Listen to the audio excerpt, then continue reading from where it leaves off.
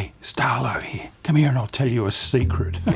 What if there was actually an alternative to those tiny little terrible quality bait prawns and freezer burnt pilchards that you currently pick up from the servo on your way to go fishing? Well, there is. In my videos through 2024, some of you will have seen me using and talking about this stuff. It's an American-made synthetic bait called Fishbites. I first heard about this product a few years ago and I was absolutely intrigued by its possibilities. It's become very popular across the ditch in New Zealand, but it's remained hard to come by and rather expensive here in Australia. Anyway, to cut a long story short, I was able to convince the manufacturers in Florida to send me a few packs to try. And I've been testing it across the last few months on a whole range of different fishing scenarios, with some very interesting results, which you're just about to see. But perhaps the most exciting news of all is that Fishbites are now available in Australia and at a much better price than you would have found by mail ordering them from the US or buying them online from Amazon or whatever. And if you watch till the end of the video, I'll tell you about that and about how you can get your hands on some Fishbites right now. But first of all, I want you to join me on the beach for my latest Fishbites foray. Joe and I have hit the beach late in the afternoon just for an hour or two's fishing before the sun sets, and we're going to try the Fishbites in the surf. My Kiwi mate Gary Kemsley keeps telling me how good Fishbites are in the surf, so let's see. The rig I'm using is a simple one. I've got a 1/0 octopus or suicide pattern hook tied to my 20-pound leader, and I push the point of this hook right through a cut piece of Fishbites. It's quite tough stuff. There you go. That's one of Tom's nifty Starlo tackle jetpack float beads on the leader. It acts as an attractor and lifts the bait clear of the sand. Then it's about 40 or 50 centimetres back to a small swivel, and I've got a free-running ball sinker above a little soft bead to protect the knot. Of course, there are all sorts of other rigs you can use too, but keep it as simple as you can. I'm not casting too far. There's a reasonable gutter 30 or 40 metres off the beach, and I figure that's where the fish will be. Close the bail arm, check the drag, and wait. One thing I do find with the Fishbites is that sometimes you'll wait a bit longer for that first bite than you might with a natural bait like a piece of pilchard. I think it's because it takes a while for the Fishbites to soften up and the odours to begin wafting out, but eventually I'm on.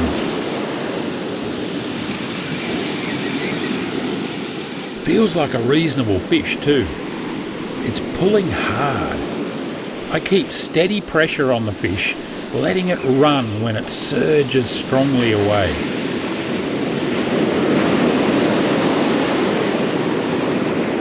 And eventually I'll use the wave action to help me wash it up onto the beach. You really can't rush things. Keep you cool and maintain a good bend in the rod. I'm winning now. It's a solid Australian salmon or kahawai, a lovely fish, but a bit bigger than I prefer to eat, so I'm going to unhook it and let it go. Note that the Fishbites are still very much intact.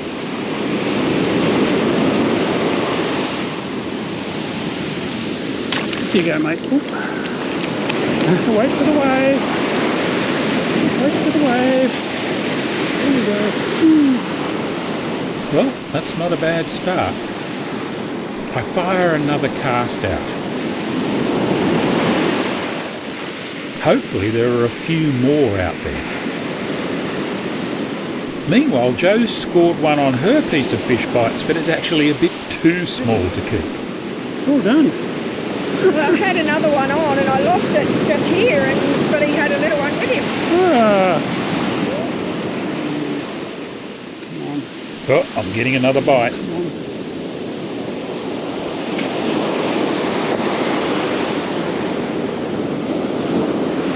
Oh, yes. Oh, that's a good fish. This one's giving me some. They're so strong.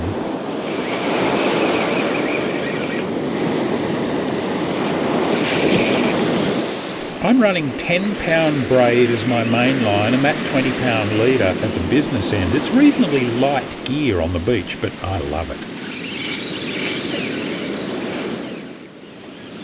The rod's a 10-foot Shimano Dialuna spin, something else I love.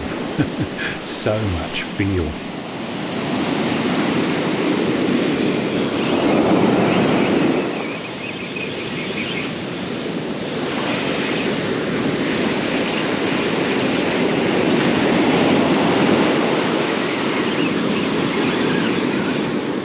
It's another beautiful salmon, but again, a bit too big for my immediate needs. It'll be going back too.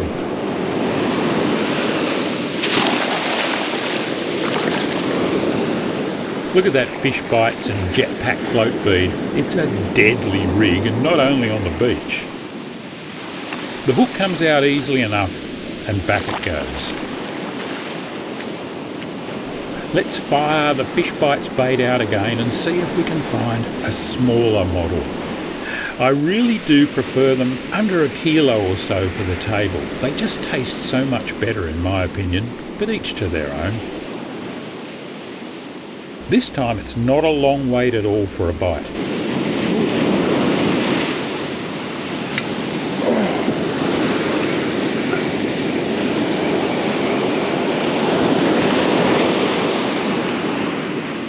Feels like another pretty good fish, but maybe not quite as big. Fingers crossed for an eater.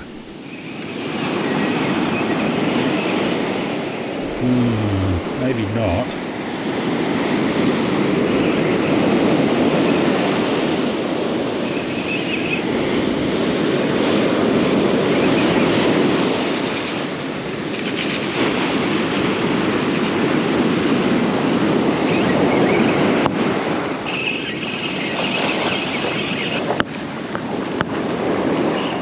Yes, that's more like it.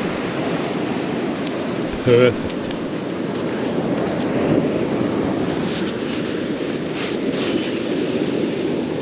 Good eating size.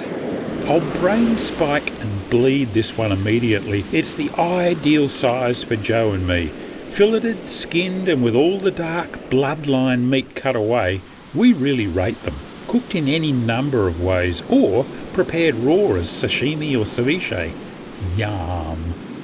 We're fast running out of light and it's getting pretty cold, so it's time to head home now and cook dinner. But meanwhile, here's a flashback to one of my earlier Fishbites trials where I tested them out in offshore waters. So I've got a 2-hook rig, a paternoster rig, and I'm going to put a natural bait on one and a Fishbites bait on the other and see how well it works. I've got some squid flavour and I've got some shrimp flavour, and they're in strips. I'm going to cut them and put them on the hooks. I'll show you how I do all that. And I'll rotate them around so that sometimes the Fishbites is on the top hook and sometimes it's on the bottom hook, so that that's not playing an influence in it. And we'll just see how it works. We'll see which one works better, the real bait or the Fishbites. This will be really interesting. It certainly was interesting too. If you want to watch the full-length video, check the links. But here's some highlights. And it's on the Fishbites. There you go, sand flathead, and he'll be legal as well. And he is on the Fishbites. Now I did put that on the bottom. When I'm ready to rebait, I'll put it on the top hook just in case that's making a difference. But look at that. The pilly's untouched. Doesn't seem to be any bite marks on it or anything, so wow. And it was just the first. Oh yeah, shaking its head and rattling a bit. It's always a lucky dip when you're fishing in this depth of water. Oh, this feels all right actually. If it's a flathead, it's a good one. And it is a good one. And again, it's on the Fishbites. All right, I'm going to swap the Fishbites around and put them on the top hook and see if that's what's making the difference. Okay, so this time I've got the pilchard tail on the bottom hook and the strip of squid flavoured Fishbites synthetic bait on the top hook. See if that makes a difference. Down she goes. All right, we're on the bottom. It's 51 metres deep here. We've drifted slightly deeper. Oh, good bite. Got him.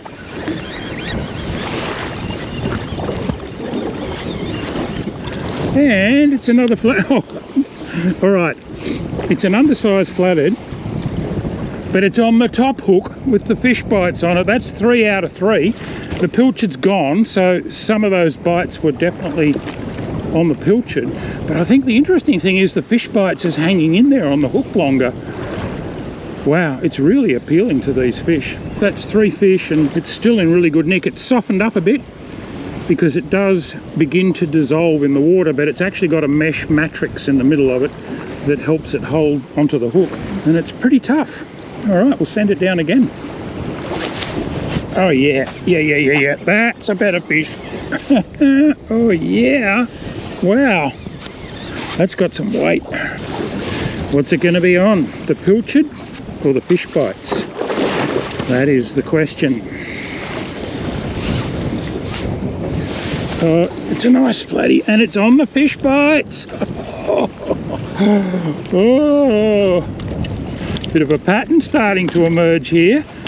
This stuff works. It's a sand flathead, and it's a nice one. Perfect eating size. I'm pretty impressed at how durable these fish bites are too. My pilchard bait's still there on the top hook, barely touched. I might be a convert. Oh well, my mate Gary Kemsley from New Zealand, he absolutely swears by this stuff, and he might be onto something. Another keeper. Dinner's looking good. And this stuff doesn't only work in salt water, as I discovered at Lake Glenbawn in the Hunter Valley of New South Wales. I'm here this weekend for the Lake Glenbawn family carp muster.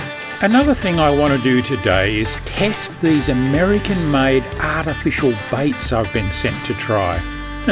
It'll be interesting to see how they go. You can trim this stuff to whatever length and shape you like, and it's biodegradable and non-toxic, with no animal products to threaten our aquatic environments or our agriculture industry. It's a pretty interesting product. I was simply spearing it onto my jig hook, pushing it up past the keeper, and then passing the hook point back through one more time. The end result wouldn't win any beauty contests, but it seems to work. Let's see how this one goes. There he is. He's coming over to it. He ate it. Oh yeah. Oh yeah. Oh, well, that answers the question about whether they like the fish bites. No hesitation.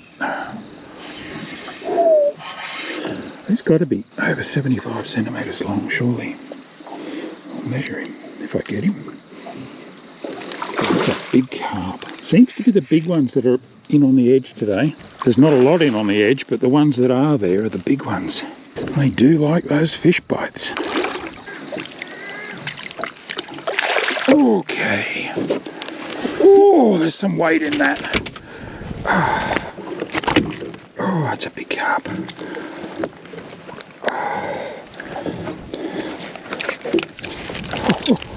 Look at the size of that thing. All right. Yep, I cleaned up on the carp using fish bites on a light jig head, but it seems to work in just about every environment I've tried so far, including from our ocean rock ledges. Grabbed it as soon as I moved it. Okay. Another drummer. Yeah, it's a drummer. And that's just on the fish bites, nothing else. It works. How big would he be? He's legal. He's legal? Yeah, I'll measure him up. But You'll measure him up. I'll measure him, but I'm pretty sure he's legal. He sure was, well and truly actually. Oh yeah, there we go. What do we got? That doesn't feel... That's another leather jacket. And that's on the... Oh, that's on the fish bites. There's some big leather jackets here. That's a good one. Oh.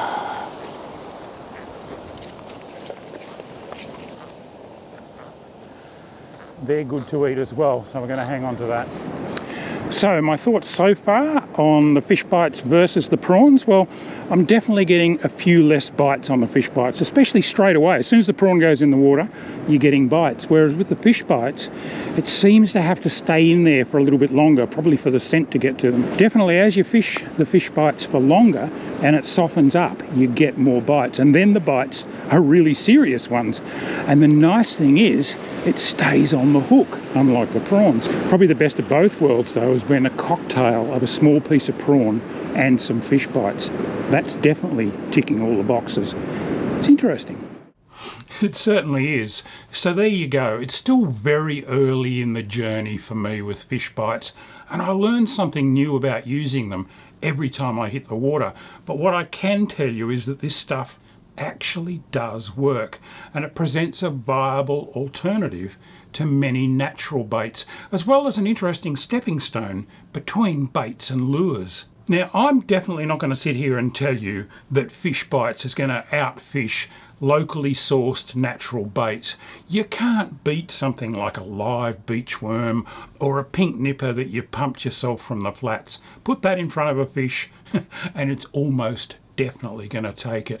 Fish bites can never be quite that good, but what they do offer is three major advantages. The first of those is convenience. You can keep a packet or two of this in your tackle box, your boat, or even your car, and it means that you'll never be without bait. Secondly, durability. I've found that fish bites, especially the longer lasting version in the blue pack, is incredibly durable. It stays on the hook better than any natural bait that I've ever used and really resists the pickers. In fact, it's far from uncommon to catch multiple fish on the one little section of it. The faster acting stuff in the red packets doesn't last as long, but it gets its smell out there into the water faster. So if you're impatient, like I can be sometimes, you might be better off with the fast acting stuff, or, best of both worlds, a little piece of each.